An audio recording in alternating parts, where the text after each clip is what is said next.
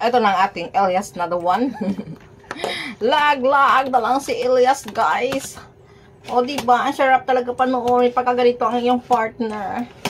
O, tapos, malayang-malaya na si Elias na maggala-gala kung saan-saan. Talagang marami na siyang oras para ibigay niya kay Abigail. Marami na siyang oras na ilaan para kay Abigail. O, diba, guys? Iba talaga yung walang nagkokontrol sa'yo. Ngayon, hindi man sabi na tulad ng dati na siguro, may pagkakaiba pa rin kahit papaan. Under pala nilabad-labad ay kunwari pinapakilala siya sa mga ano, pero yun pala ay marami din palang issue. Pero anyway, at least sana maayos ang mga issue ni Elias.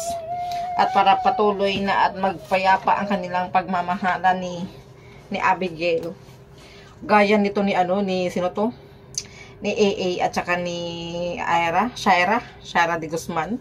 Tama ba? O Shaira, basta si Shaira de Guzman yata si AA, nakalimutan ko. O diba, na talagang nagmamahalan sila for 12 years na sila ay magjowa. Nanatiri pala yung ang pagkabirahin niya.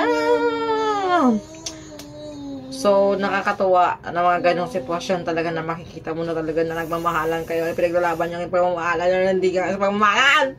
Sana all. Ganon. Pero at least, masaya na tayo para sa ating Elias. Sana kayo naman makita namin na ikasal one day. Gaya ni AA at saka ni Shaira. O, diba? Iba kasi pag talagang real love or pure love talaga, guys. Makikita at makikita din naman namin yun eh. Hindi nyo kami madadaya. That's it. And I thank you. Period. Bye.